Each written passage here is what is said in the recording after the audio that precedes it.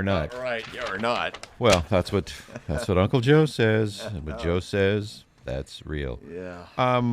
Speaking of getting real, our friend Marli Parobek's in the studio. Marli, give us your official title and where you can be found now, because you're off doing your own thing. Good morning. Good morning. Yes, I've been discovered. This is Dr. Marli Parobek. And so I'm a psychiatric nurse practitioner. I'm also board certified in family practice. Okay. So if you need mental health, including counseling and medications, I am at Lake Aspen Professional Group. So Hey. maybe you want to just drop a prescription off for the three of us, Jack, Lance, and Dave, before you leave today. As far as I did. It's in the coffee. keeping the family rolling. Yeah. Well, we wanted to have you on, A, because you're always fun. You're always informative. You've been one of our favorite guests for the last, I don't know, it feels like forever, but a couple of years at least, Keep it seems. the checks coming.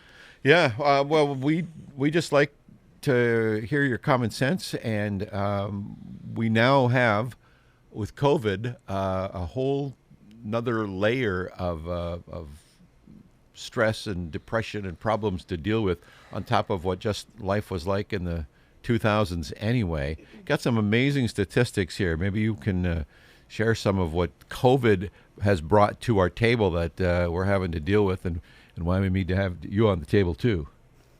So Yes, just not the operating room table. that's right. I'll Let's hope pass on not. that. Lobotomy. But share some of those the statistics that CDC has cranked out. Or did you give away all your notes? No, I have my own set of notes. Okay. So in August of 2020, the CDC did a survey of roughly 5,000 adults and to discover the effects of COVID. Thank you, Lance. I need a personal assistant. There you go. He just, Looks does great in a my maid's makeup. outfit, I can tell you that. Next, you'll be doing my hair. That's right. So statistically, during COVID, 40% of those responded had an adverse mental health or behavioral health condition, and this includes panic attacks, suicidal thoughts. 10% of those who were surveyed considered suicide. 30.9% had symptoms of anxiety and depression.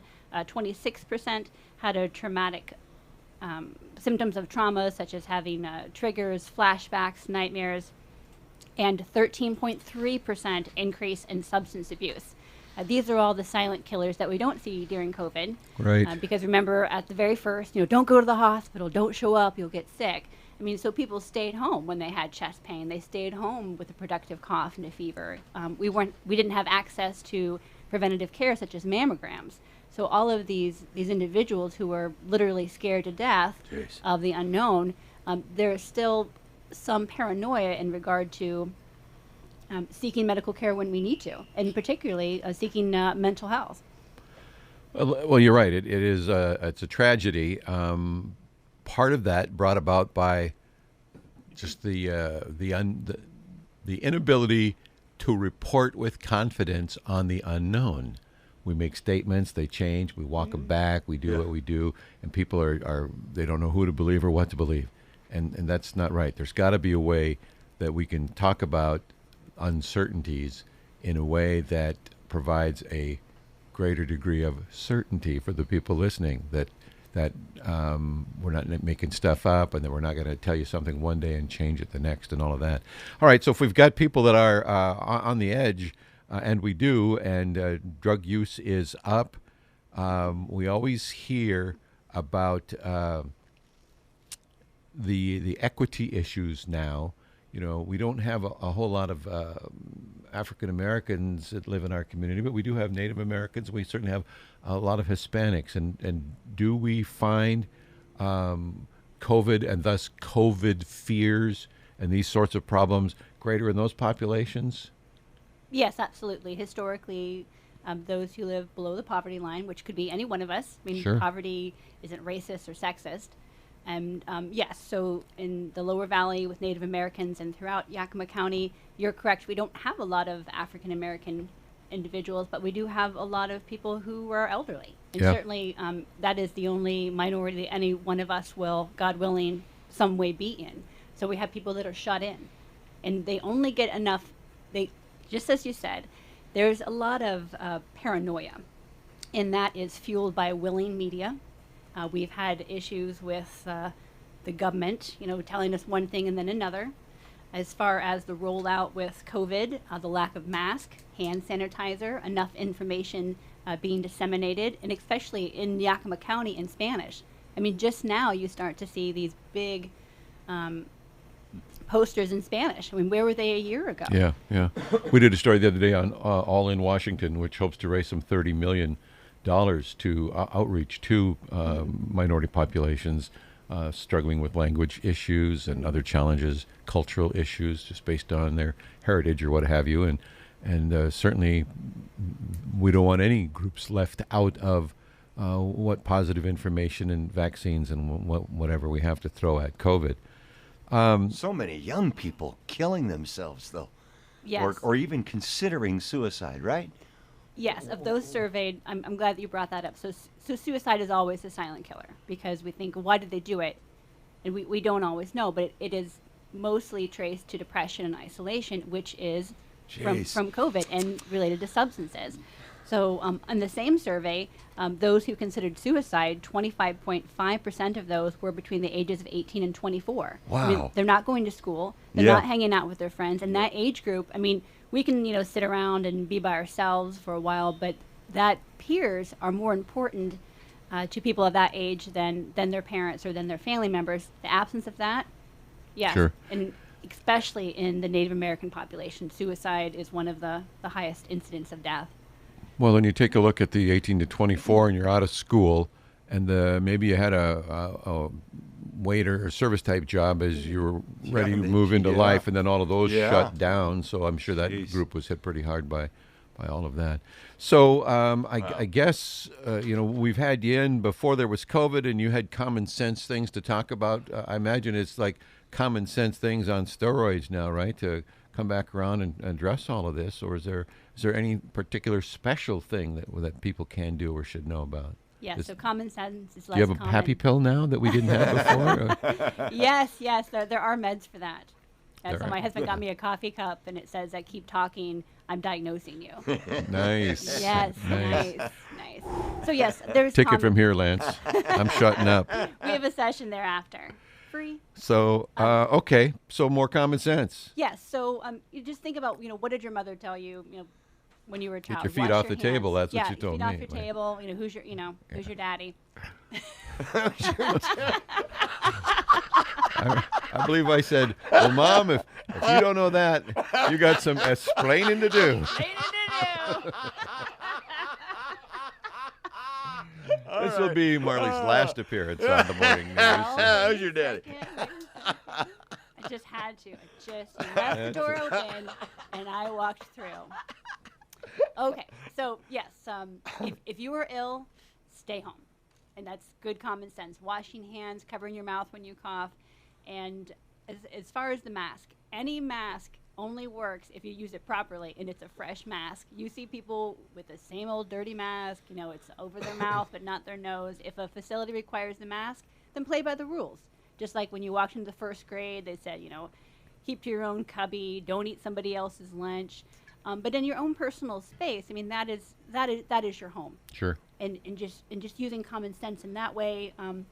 Myself and Mr. Parobek, we have been vaccinated. Now, Nice. Do I think that's the end all to end COVID? No, but I think that is contributing to it.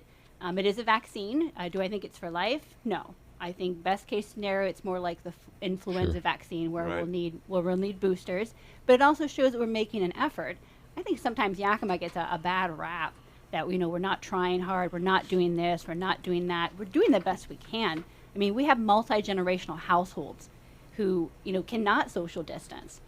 These people can't get to testing. To get a vaccine, it takes an act of God. I mean, thankfully, I'm Orthodox Christian, so I've got him on the hotline. So I hook myself up, right? But otherwise, it's extremely difficult to get a vaccine. So, push this thing out. Make it available. Don't wag your finger. You have to do this. Well, okay, where do I get it? How do I obtain these things to adhere to your guidelines? Well, we had a story yesterday, was it, about Yakima getting another 3,700 doses or something like that? I see there's a typo on your list here. It says limit alcohol use. Typo. I know. I have to say that. It's not that I have to practice it. It appeared We to be do a. have to take alcoholism seriously, as funny. well as the deaths that have occurred. Yes. If you look on the Yakima County website, you will see how many people have passed away with COVID. And so those who have been hospitalized, those who have acquired COVID, has a percentage of death of 1.6%. Total population of Yakima County is 250,000. So the COVID mortality rate is 0.16%. Now, these deaths are real. COVID is real. But I think what we need to keep in perspective, which we have not, is that any disease state, from diaper rash to pneumonia to regardless, from an epidemiology standpoint, is measured in morbidity and mortality. And that has been totally washed away by liberal government and a willing media to just scare you to death. Well, that brings me to my second phase of questioning, and that is about fear. We have people in this country who are deathly afraid in spite of what would be a statistical case to be made that they need not be afraid. What do we do about that? And here it manifests itself in the January 6th break-in at the Capitol. Some people were afraid that it was the end. And other people, like Senator Johnson from Wisconsin, said, we heard some noise, that ushered us out, we came back in, no big deal. I mean, we have wildly differing reactions to the same event. At what point do you say your fear is reasonable, your fear is excessive, because now you want to act out of that fear to create policy, and the conditions and such aren't right for those policies, but it's your fear that's driving that? What can we do as a society for them, to them, as they're trying to do to the rest of us? I mean, how do we handle that individual fear response that then motivates people to, want to make policies that says we're all white supremacists? I mean, how do we deal with that? So that is a classic example of action versus reaction. Like if we go into a room, we're like, oh my God, what's going on? And we overreact. I mean, these are hyper reactive. I mean, these states have happened, whether it's Antifa or what happened at the Capitol building. Zealots of any kind are never good company, because something's going to happen. But I get it. When you're not being heard, and when it's pounded and pounded and pounded into you, there's good people on both sides who say, I have things that I need to talk about and I need to be addressed. And when they're not, people get irritated, people get angry. And is it right to do extreme things? No, because nothing becomes of it except for the fact that those people were made to look like they were white supremacist zealots. They were just pissed off. And people get that way when they're not being heard. In regard to bingo. Yeah, in general, I don't care right. what the issue is. That's Or right. what side? I mean, that's a human or what condition. side. Exactly. So as far as the fear factor, right? I mean, there was that show. Remember, they push you to the edge of fear and see how you will react. But cooler minds prevail, and that's why those who are in government, those who make decisions, whether it's the parent, it's your psychiatric nurse practitioner, to not be reactionary. Be practical about it. I mean, I have clients and I think, okay, is your reaction in proportion to the situation? And there are plenty of times I'm like, you're overreacting or you're underreacting. Here it is in your face. And just having someone from the outside looking in who is realistic. Well, that's just it. Proportionality should be our key, because there are some things in which we should be afraid, and there are others that we need not be as afraid as we act, and especially when we handcuff ourselves as a result of that. But we don't have enough of you to go around. We can't send you to AOC's office and then over to, all the other people back there that need a reality check. AOC, 2 women enter, 1 woman leave. Yeah. What? Remember that from Mad Max at Yes. the Thunderdome? Thunderdome. Remember, 2 men enter, 1 man men leave? You bet. Call me AOC. Call you AOC? Don't call me, but call AOC, me. call me. Call right? me. What? You will Call enter me. and just you will leave. Is that what hey, Oh, now. yes.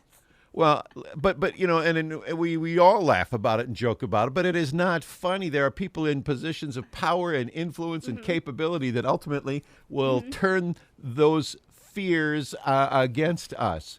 Yes. So anytime anyone complains about a politician, I ask, did you vote for that person? And if they did, I say, congratulations, you just got what you wanted.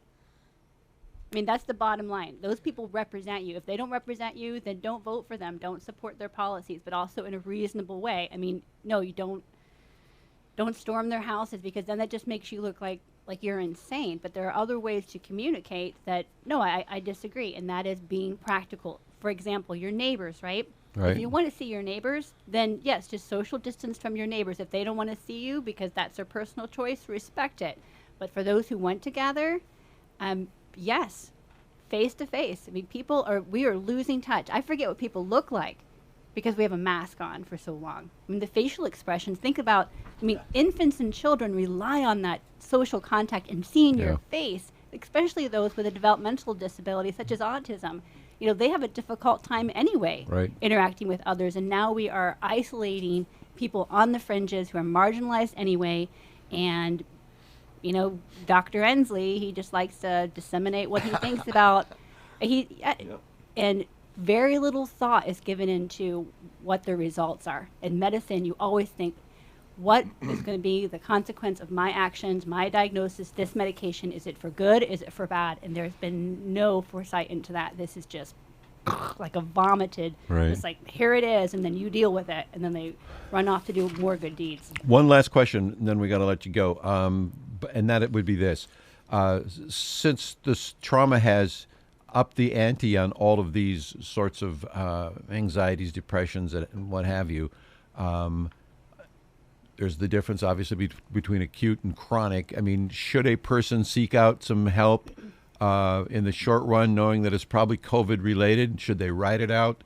At what point does a person who is experiencing some things reasonably say it comes with this territory, simmer down, versus, hey, this is a problem for me now, and I better go see Marli? I mean, what's the breakdown there? So I'm going to tie this into a conversation I had with Jack in the lobby. Mental health and physical health is like a roof, right? If there's a leak in the roof, you know that there's been water damage, and you don't think, oh, I'll just patch it up. I mean, there's a reason. If there's a symptom, whether it's you have a cough, I'm depressed, I'm considering hurting myself. It's best to intervene early and take care of it. Preventative care. That's why they say see your primary care provider, twice a year, just for checking your lab work, listening to your heart and lungs. Seeing a mental health professional, they can vet through your symptoms and say, yes, you are depressed, you need help, starting with therapy, maybe medications, but that is what we do. That's why when you hear that clang in your car, you take it to the mechanic, and they're like, oh, it's no big deal. It's, a little something stuck. But the only way to get that done is seeing me at Lake Aspen Professional Group, 575-7750. Now, let me ask you this.